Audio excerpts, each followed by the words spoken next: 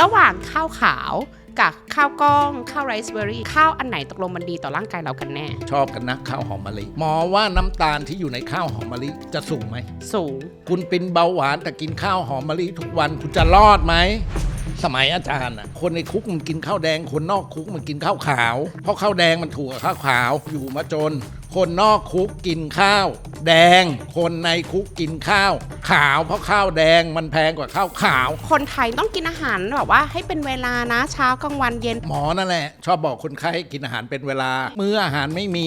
หิวแล้วกินไม่หิวอยากกินทำอย่างเงี้ยร่างกายมันจะแข็งแรงท่านต้องกินข้าวเช้ากลางวันเย็นตามเขาปล่อยแล้วเราจะทำยังไงได้ก็ต้องยอมรับสิว่าเราต้องป่วยถ้าเผื่อเรารู้จักว่าคนไทยสมัยก่อนกินยังไงเราจะป่วยน้อยลงนะคำแนะนำของอาจารย์คือ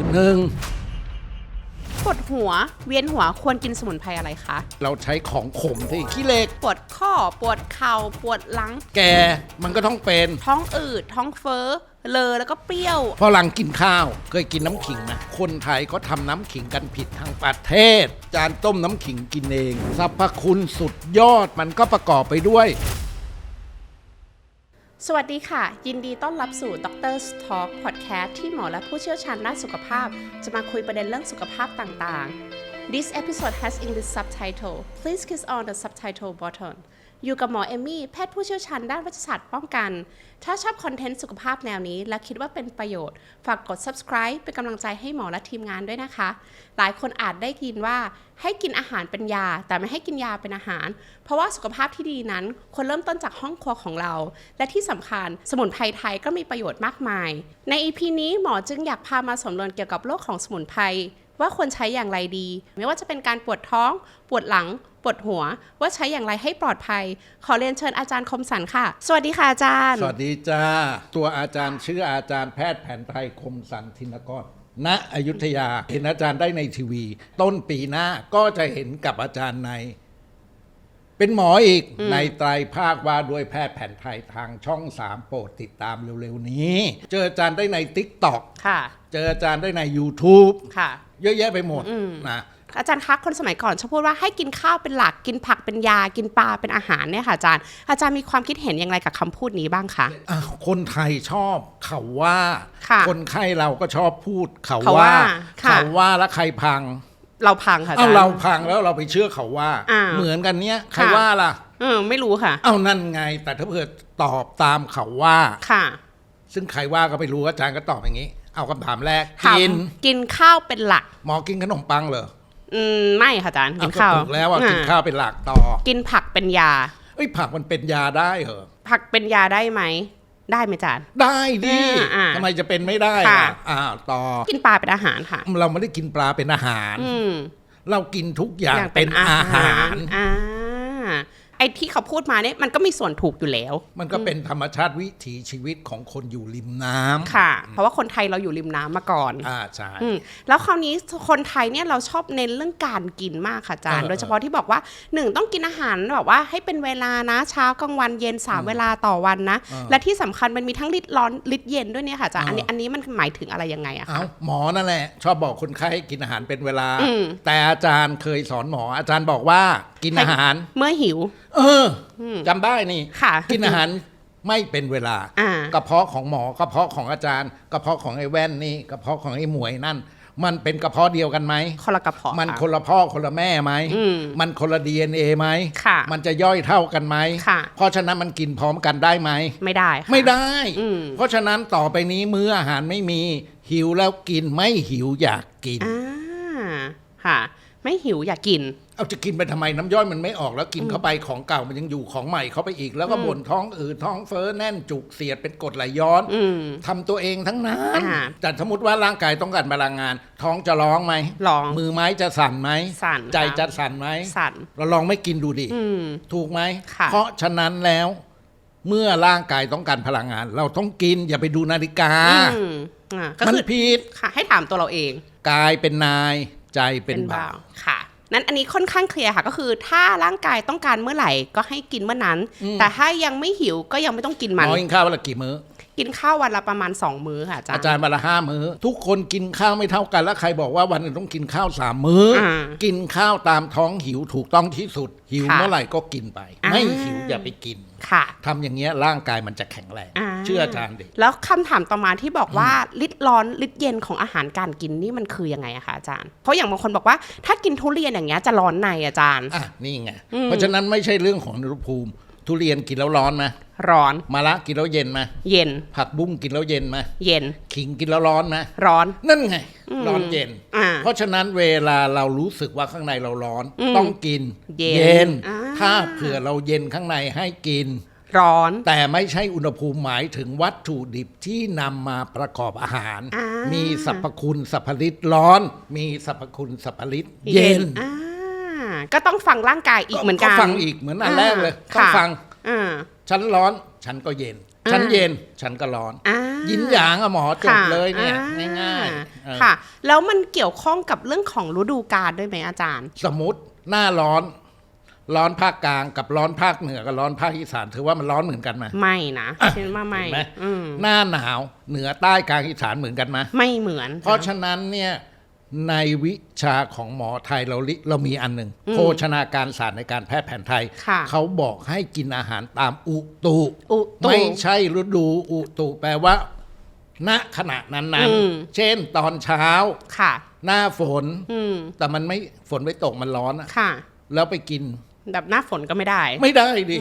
เพราะฉะนั้นอุตุใหญ่ที่สุดต่อไปนี้เวลาจะเลือกข้าวแกงหมอจะไปเลือกข้าวแกงที่มีอยู่หน้าดูอากาศก่อนว่าตอนนั้นอากาศเป็นไงถ้าร้อนให้กินอะไรที่มันฤทธิ์เย็นหน่อยถ้าเย็นให้กินอะไรที่มันมีฤทธิ์ร้อนหน่อยถ้าฝนตกต้องร้อนนิดนึงไหมฝนตกต้องถูกต้องวิชาเก่ายังอยู่ให้กินออกร้อนนี่ไงกินตามอุตุไม่ใช่กินตามฤดูกินตามตัวเราที่ต้องการแต่ว่าคนอาจจะแบบยังไม่ค่อยเข้าใจนิดนึงอาจารย์ว่าร้อนเย็นถ้าสมมติว่าเราไปกินร้านอาหารธรรมดาอย่างเงี้ยเราจะรู้ได้ไงใช่ไหมเราจะรู้ได้ไงง่ายๆเลยอะไรที่มันขึ้นริมน้ำชายคลองค่ะหมอว่ามันน่าจะร้อนหรือเย็นเย็นเช่นอะไรผักบุ้งผักแว่นผักกระเฉดสายบัวนี่เย็นหมด2อะไรที่มันมีฉ่ำน้ำข้างในค่ะสตรอเบอรี่ฉ่ำน้ำไหมฉ่ำฟักแฟงล่ะฉ่ำแตงกวาล่ะฉ่ำอะไรที่ฉ่ำน้ำเย็น3อะไรที่มันขมมะระขมไหมขมมะระขี้นกขมไหมใบสะเดาขมไหมขมใบขี้เหล็กขมไหมขมอะไรที่ขมเย็นต่อไปร้อน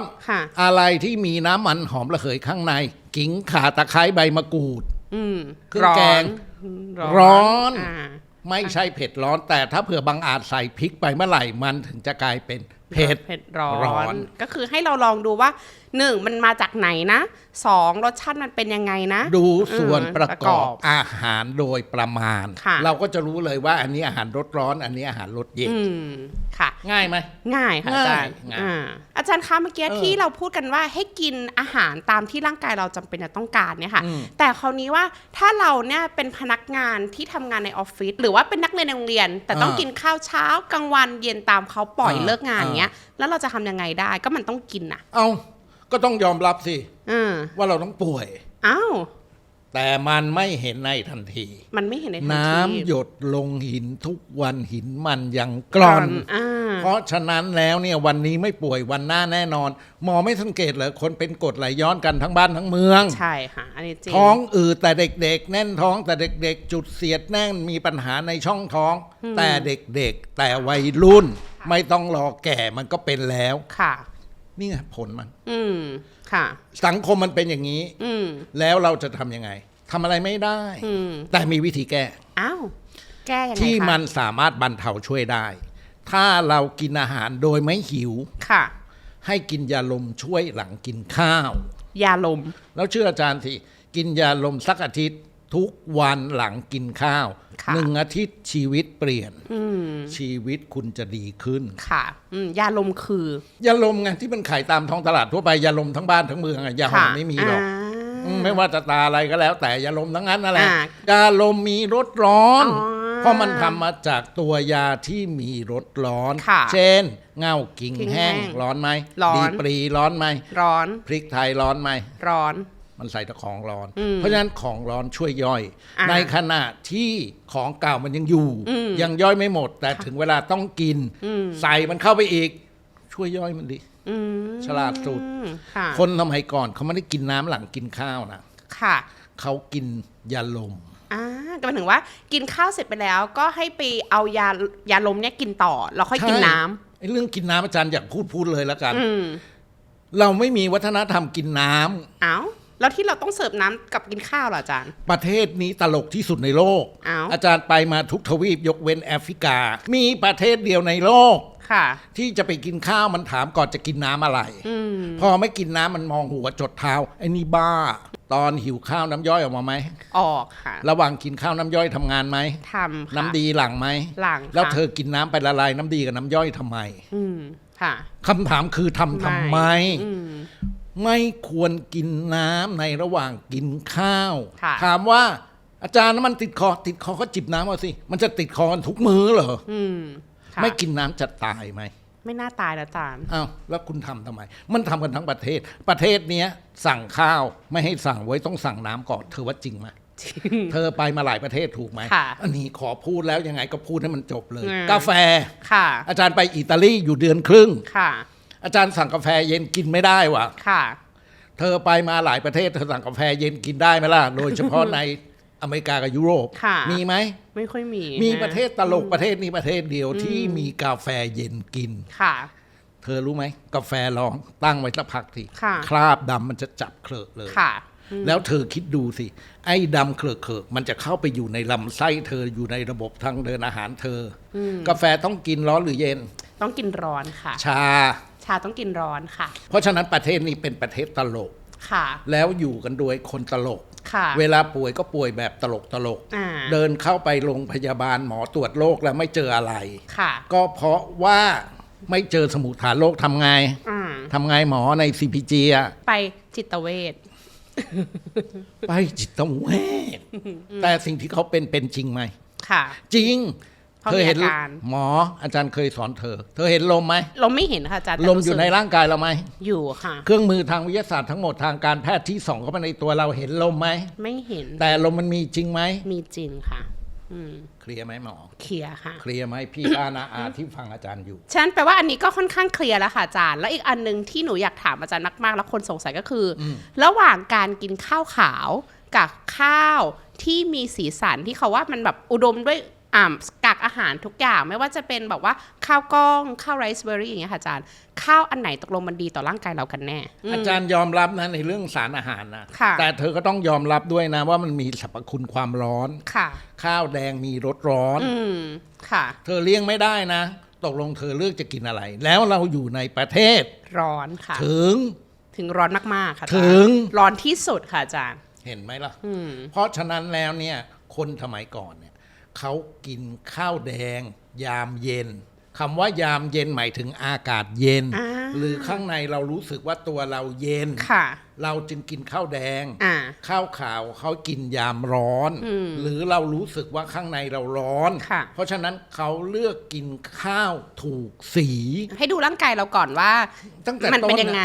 เห็นไหมที่คุยกันมาตั้งแต่ต้นก็คือฟังตัวเอง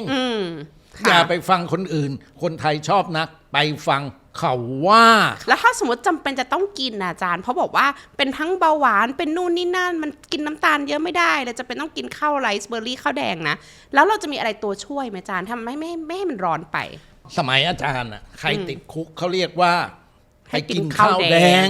เพราะคนในคุกมันกินข้าวแดงคนนอกคุกมันกินข้าวขาวเพราะข้าวแดงมันถูกกับข้าวขาว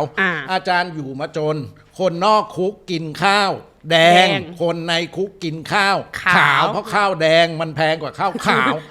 ชีวิตนี้นี่ไงอาจารย์บอกแล้วเราอยู่ในประเทศตลกแล้วอยู่ในคนที่ตลกค่ะมันจะเป็นขนาดนั้นเหรอทางเลือกอื่นมีไหมพูดถึงเรื่องข้าวชอบกันนะข้าวหอมมะลิในฐานะหมอเป็นหมอหมอว่าน้ำตาลที่อยู่ในข้าวหอมมะลิจะสูงไหมสูง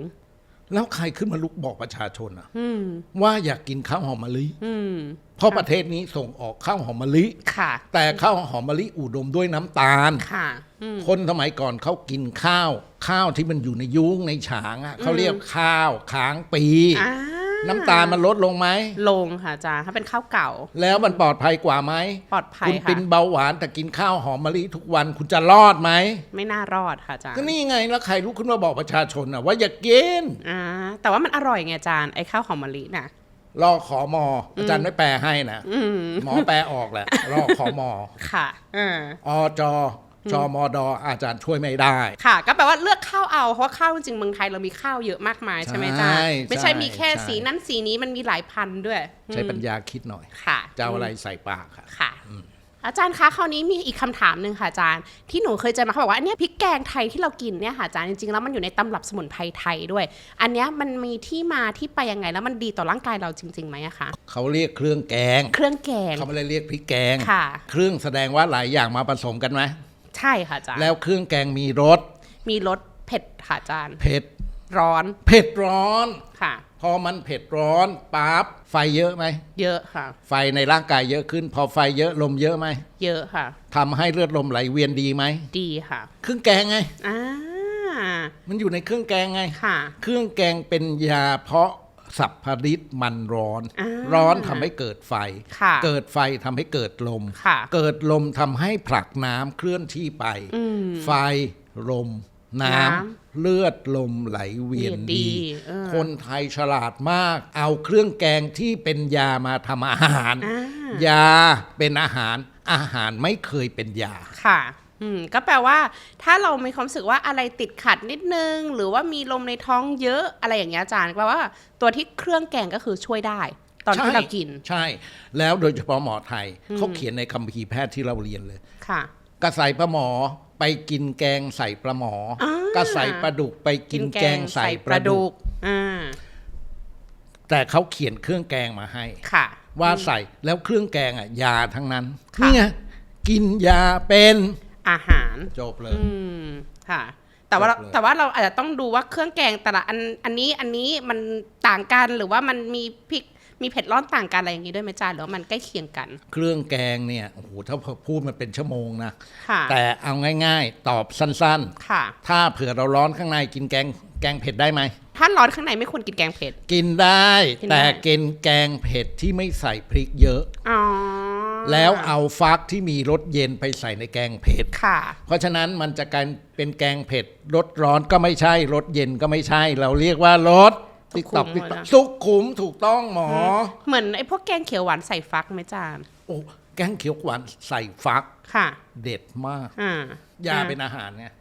ถ้าเผื่อเรารู้จักหลักโภชนาการศาสตร์ของคนไทยว่าคนไทยสมัยก่อนเขากินยังไงเขาอยู่ยังไงเราจะป่วยน้อยลงนะแล้วพวกเราจะมีงานน้อยลงนะซึ่งเราก็แฮปปี้มากนะเราจะได้มีเวลาไปทำอย่างอื่นในชีวิตบ้างถูกไหมถูกค่ะอาจารย์ครับไหนอาจารย์เนี่ยก็อุตส่าห์มาที่รายการของหนูค่ะวันนี้ค่ะทางทีมงานเลยช่วยเนรมิตนะคะอาจารย์พวกสมุนไพรต่างๆขึ้นมาเลยอยากให้อาจารย์ช่วยบอกทางผู้ชมทางบ้านนิดนึงค่ะว่าสมุนไพรตัวไหนช่วยเรื่องอะไรได้บ้างเดี๋ยวก่อนค่ะเราไม่เรียกสมุนไพรเราเรียกตัวยาอะไรมาทำเป็นยาได้แต่อาจารย์ขอบอกนะค่ะเราเป็นหมอเรารู้ดีใช่ไหมเจ็บไข้ได้ป่วยแล้วไปหาหมอค่ะไม่งั้นจะมีหมอไว้ทำไมอะหมอ เอาจริงว่า ใช่ค่ะฉันก็ไปซื้ออะไรต้มกินได้ถูกไหมถูกมันหายไหมบางทีหายบางทีไม่หายมันช่วยบรรเทาแต่เวลาไปหาหมอเขาจะหาเหตุที่ทำให้ป่วยด้วยอันนั้นแล้วไปแก้ที่เหตุสมุนไพรที่เอามากินน่ะมันช่วยแค่บรรเทาปลายอาการแต่เดี๋ยวก็เป็นใหม่ค่ะก็คือแค่ช่วยบรรเทาเฉยๆไม่ได้แก้ที่สาเหตุถูกต้องแล้วหมอสมัยก่อนหมอเคยไปเมืองจีนไหมค่ะหมวยเวลาเราเห็นสวนจีนเรารู้เลยนะนี่แบบจีนค่ะหมอเคยไปญี่ปุ่นถูกไหมค่ะเห็นเซนแบบญี่ปุ่นรู้เลยนี่สวนญี่ปุ่นถูกไหมไปแวร์ซายเคยไปไหมค่ะทุกอย่างเป็นเลขาคณิตเป๊ะค่ะสวนแบบไทยเป็นไงหลังบ้านไหมจานนั่นไงเก่งมากสวนแบบไทยคือหลังบ้านค่ะคนไทยเขาเอาอาหารกับยาไว้ข้างบ้านเวลาจะกินก็ไปข้างบ้านเหมือนฉันมีตู้เย็นเวลาฉันป่วยไม่มากฉันก็เดินไปข้างบ้านไปเด็ดไอ้นู่นไอ้นี่มาแล้วทุกอย่างไม่ว่าจะอาหารหรือยามันถูกทำขึ้นที่ไหนในบ้านห้องครัวเราเลยเรียกครอบครัว อันนี้คือคำที่มา ใช่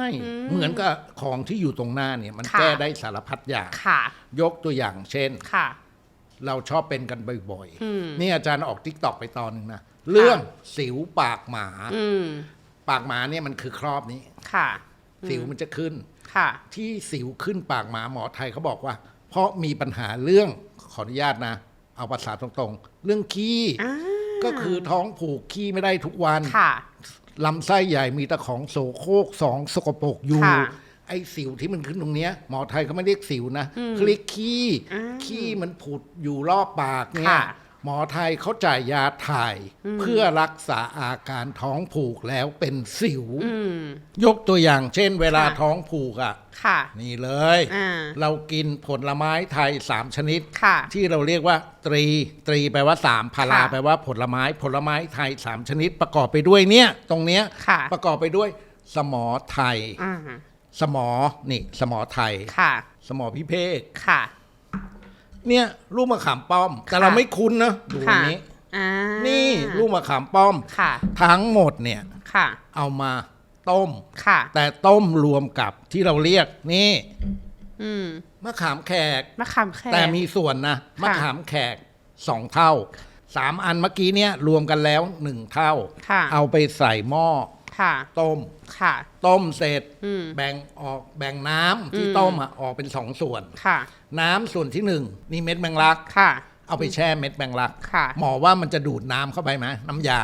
ดูดค่ะ ดูดแล้วมันก็จะอืดไหม ค่ะ พออืดปั๊บใส่ท็อปเปอร์แวร์แช่ตู้เย็นไว้ อืม น้ำอีกส่วนหนึ่งก็เก็บไว้เฉย ค่ะ เดินไปร้านสะดวกซื้อร้านบ้าอะไรก็ได้ อืม ไปหาน้ำมะขามเปียกคั้นเอามาพาสเจอร์ไลท์แล้วมันจะได้สะอาดหน่อย ค่ะ ก่อนนอนตักเม็ดแมงลัก อืม ใส่แก้ว ค่ะ เทไอ้น้ำสมุนไพรเมื่อกี้เนี้ยลงไป แต่งรสด้วยน้ำส้มมะขามเปียกให้มันเปรี้ยว อ่า ดื่ม เอื้อกอาจารย์เรียกพันช์ punch ที่แตก อ่าก็คือถ่ายเลย เช้ามาถ่ายเลย อืม แล้วถ่ายอย่างเป็นก้อนสวยงามไม่เละไม่เทะ ค่ะ อืม ลดอาการท้องผูกได้ โดยระบบขับถ่ายไม่เสียหาย ค่ะ มีคุณสมบัติอีกทำให้ภูมิต้านทานแข็งแรงจากตีพลัง ยาวิตามินซี และที่สำคัญเป็นเคล็ดลับสุดๆ กินประจำวันละแก้ว ช่วยลดน้ำหนักได้ อืม ค่ะ เห็นไหมประโยชน์หลายสถาน ค่ะ แค่ท้องผูกอันเดียว อ่ามี มีอีกไหมหมอเป็นไร มี ว่าา ค่ะอาจารย์ ถัดไปนะคะอาจารย์ ถ้าปวดหัวเวียนหัวควรกินสมุนไพรอะไรคะ ปวดหัวมึนหัวเวียนหัวโครงเครงไอ้อย่างเงี้ย กินยาหอมไม่ได้กินยาลม ยาหอม ยาหอมมีรส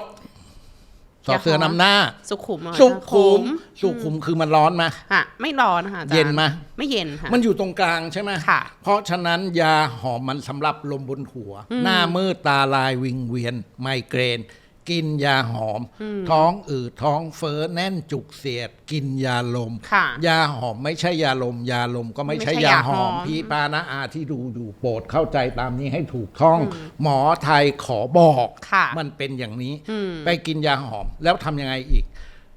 หมอไทยบอกว่าปวดหัวมึนหัวเวียนหัวเป็นไมเกรนได้ ค่ะ ไฟมันเยอะหรือไฟมันน้อย ไฟเยอะไหมอาจารย์ ถูกต้องพอไฟเยอะลม ค่ะ เยอะอะ เยอะ แล้วมันขึ้นบนหรือลงล่าง ขึ้นบนค่ะอาจารย์ แล้วมันจะไปถึงที่หัวเราไหม ถึง ถึงมันปวดหัวมึนหัวเวียนหัว ค่ะ เพราะฉะนั้นเราเอาไฟลงใช่ไหม ใช่ค่ะ พอไฟมันลงลมมันลงไหม ลงค่ะอจย์ เราจะเอาไฟลงได้เราใช้ของขมที่ก็ไปหามาเลยนี่ อะไรอาจารย์ ฉันถามเธอไม่ใช่เธอถามฉัน ไม่รู้อาจารย์สะเดาป่ะอาจารย์ เก่งมาก สะเดาค่ะ มีรส ขมมากค่ะ ถูกต้อง ค่ะ อันนี้ล่ะต่อมาที่เธอเอามาแกงอ่ะ มันคืออะไรอาจารย์ ขี้เหล็ก ขี้เหล็กแกงขี้เหล็กรส ขมเหมือนกันค่ะ สุดท้าย อันนี้ใช้ตอนเราเป็นโควิด ฟ้าทลายโจรค่ะอาจารย์ รส ขมเหมือนกัน ขม ค่ะ สุด ค่ะ แสดงว่า3สิ่งนี้ขมไหม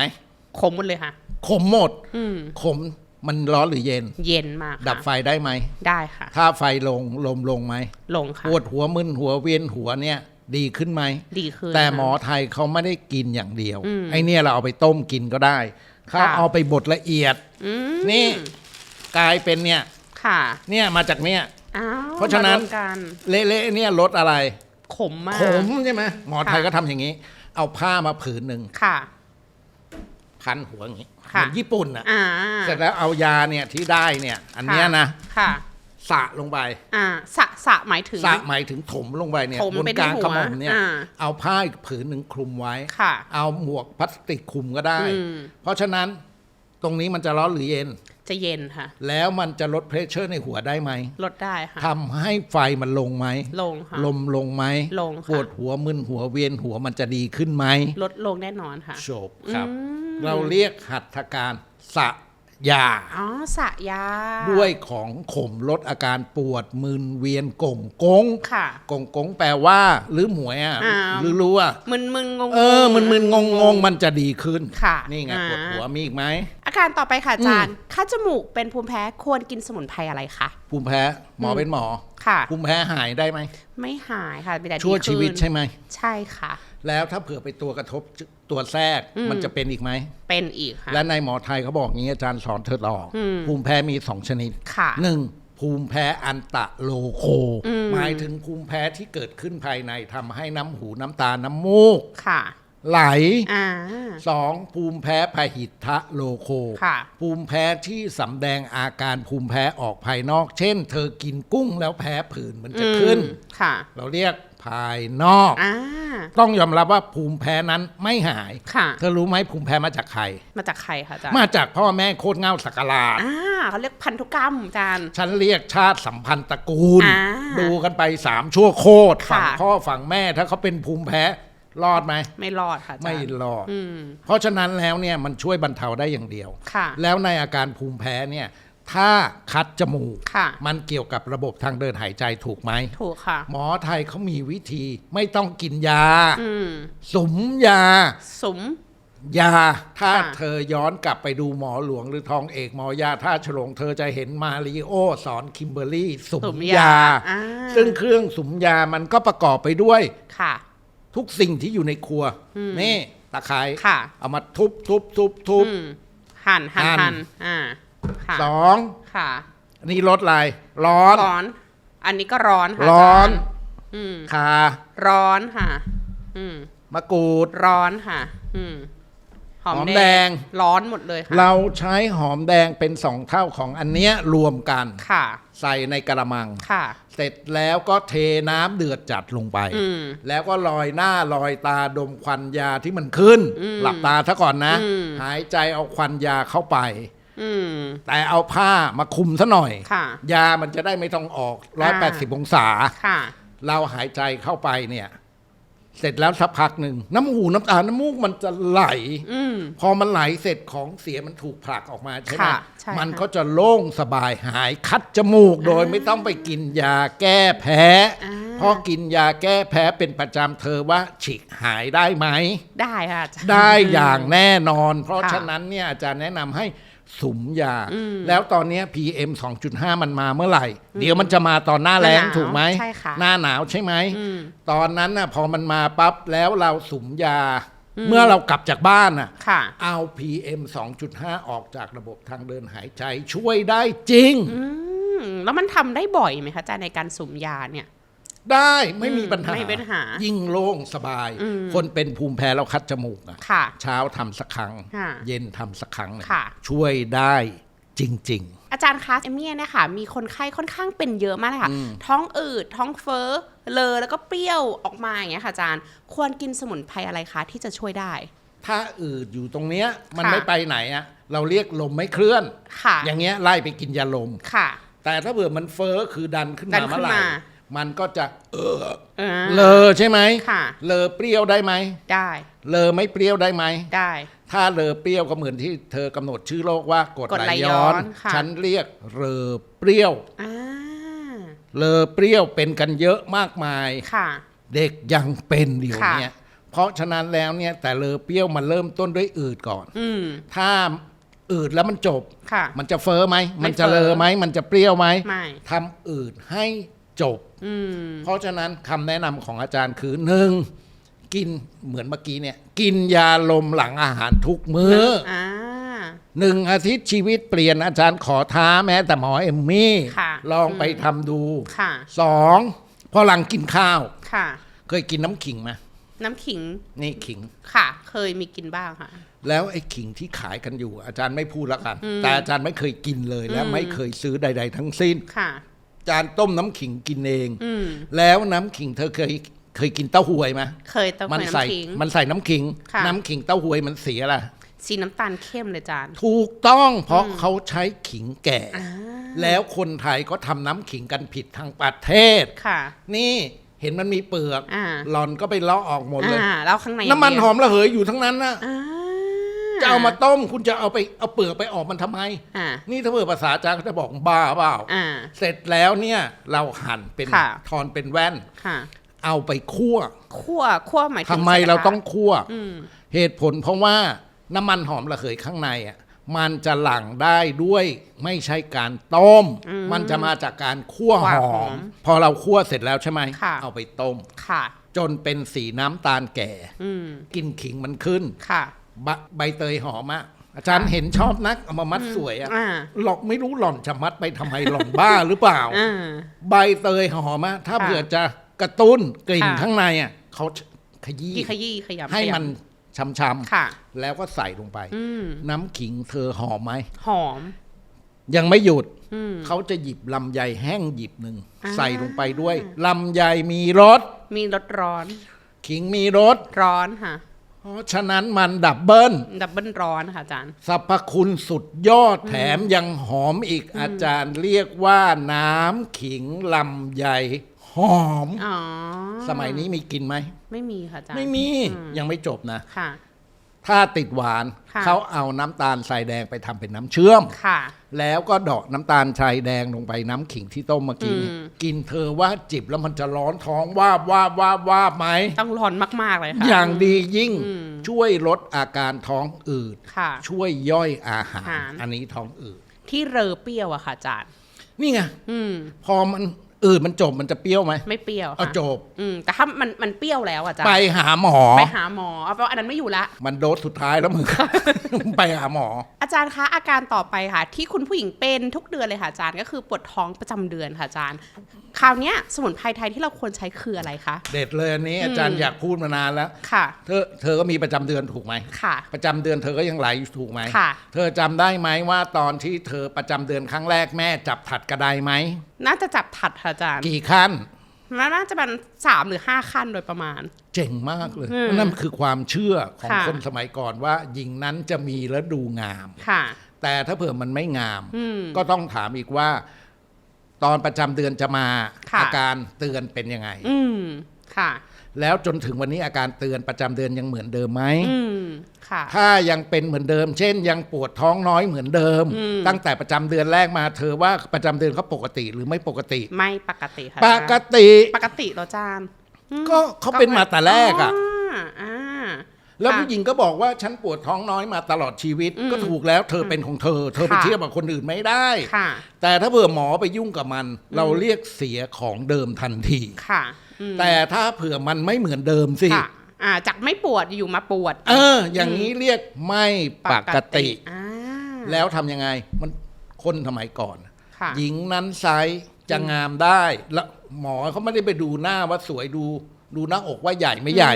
เขาดูประจำเดือนว่ะ ค่ะ ถ้าหญิงนั้นประจำเดือนงาม หญิงนั้นสวย อืม แล้วสมัยก่อนเนี่ย พอประจำเดือนมา3 ฤดู ค่ะ กี่รอบ 3 ฤดู 3 รอบกับ สาม 3 เดือนไง สามเดือน มันเดือนละรอบไหมล่ะ อ่า เขาจะอยู่ไฟเบา1 ครั้ง ค่ะ เวลาประจำเดือนเธอหมดอ่ะ ค่ะ มันแค่ไม่ไหลถูกไหม ถูกค่ะ เธอรู้ไหมว่ามันหมดไม่หมด ไม่รู้ค่ะ เธอไม่รู้ไงเพราะมันอยู่ข้างใน ค่ะ เพราะฉะนั้นครบ3 เดือนทีเขาจะอยู่ไฟเบาด้วยการนั่งยา อ่า เพื่อเอาของเสียข้างในออกให้หมด ค่ะ พอของเสียมันออกหมด ระบบสืบพันธุ์ระบบมดลูกมันสะอาดสะอ้านมันจะเป็นซีดไหม ไม่เป็น มันจะเป็นเนื้องอกไหม ไม่เป็นค่ะ นี่ไงนั่งยาหมอไทยเขามียานี่ อืม เขาจะไว้นั่ง ค่ะ มันก็ใส่หลายอย่างนะ อืม ใส่ตั้ง10 กว่าอย่างนะ ค่ะ เขาจะเอาเก้าอี้มาอัน อืม เจาะรูตรงกลาง ค่ะ แล้วก็เอาเตายัดลงไป อืม แล้วเอาถ่านใส่ ค่ะ แล้วพอมันร้อนใช่ไหม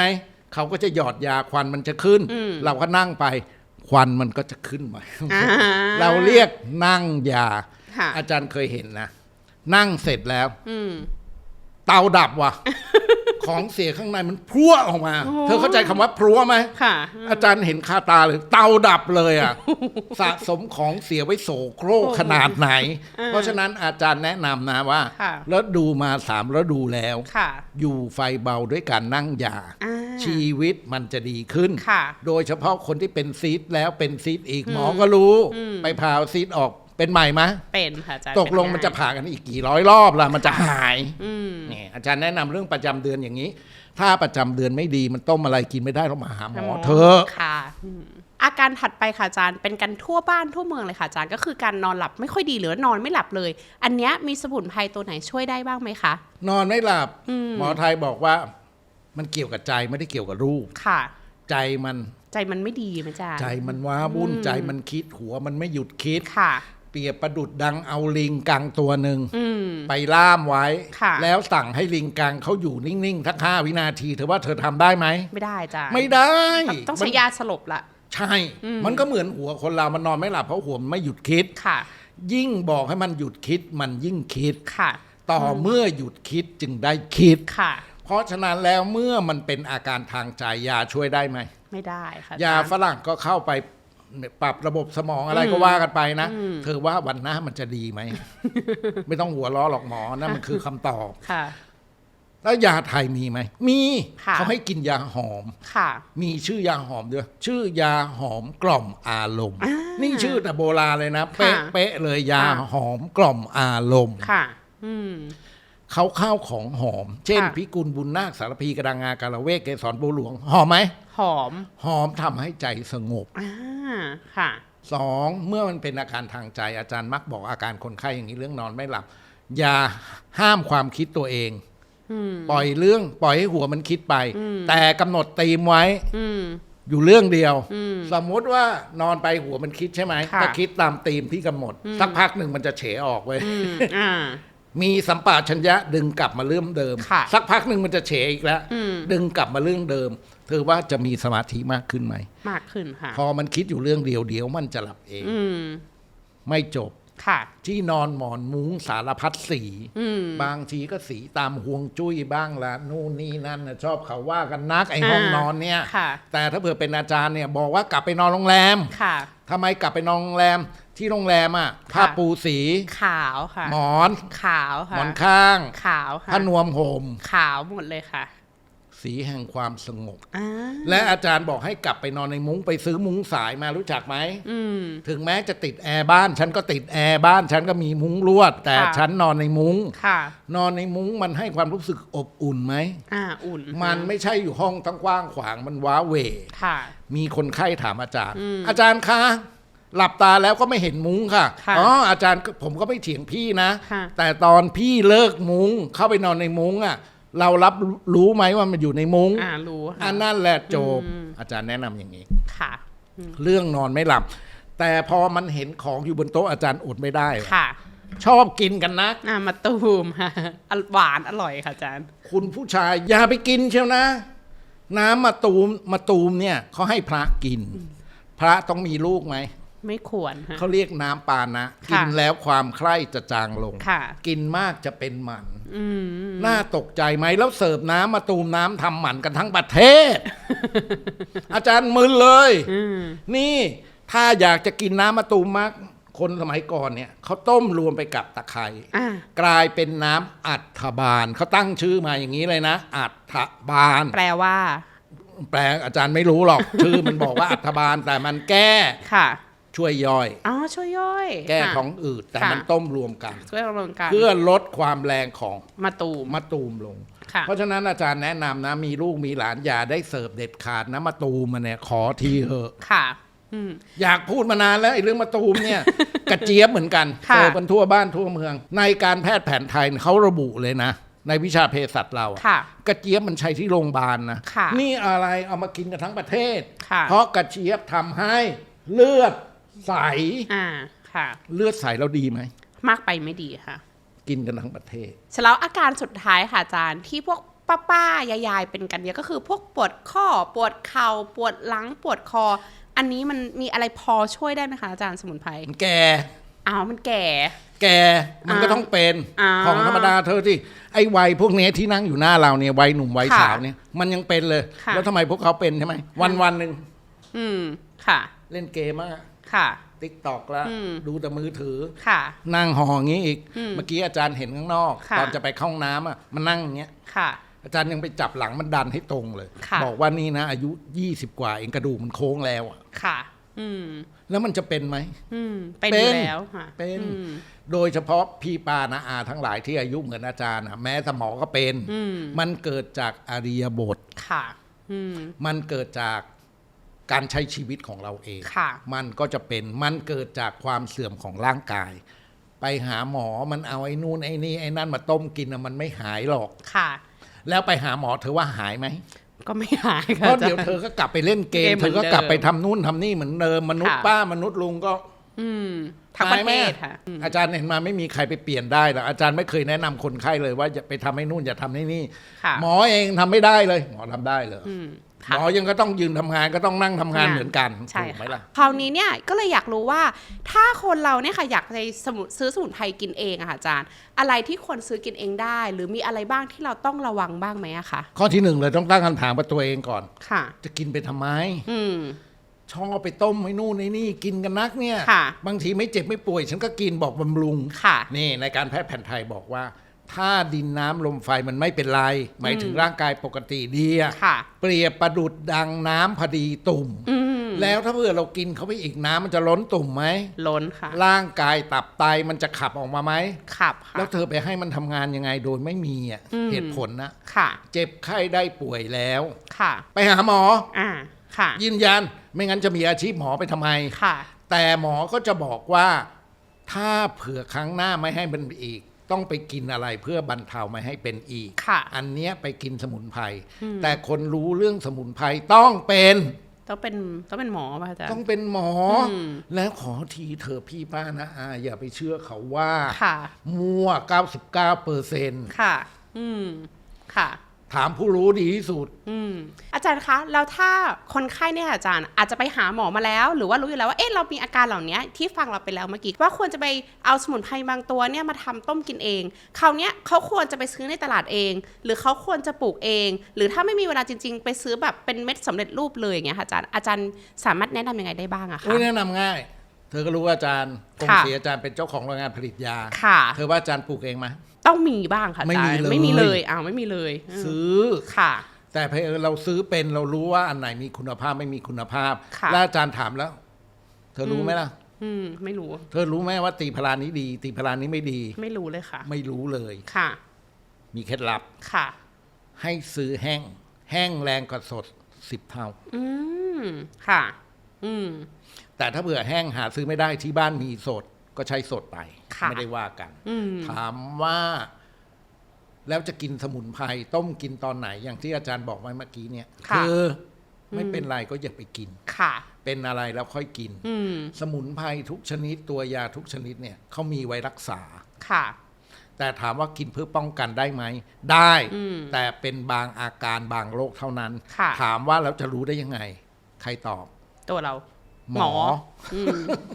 ไม่งั้นจะมีหมอไว้ทำไมเอาหมอว่าจริงไหมจริงค่ะหมอเท่านั้นที่ตอบได้ค่ะแล้วก็ถ้าสมมติว่าไม่มีเวลาทำเลยอย่างเงี้ยค่ะอาจารย์เราต้องไปซื้อข้างนอกเอาอย่างเงี้ยอยไงตอบง่ายนิดเดียวค่ะอย่าไปซื้อสมุนไพรแล้วตัวยาที่ตลาดนัดอย่าไปซื้อตัวยาแล้วสมุนไพรที่ขายข้างกำแพงวัดค่ะ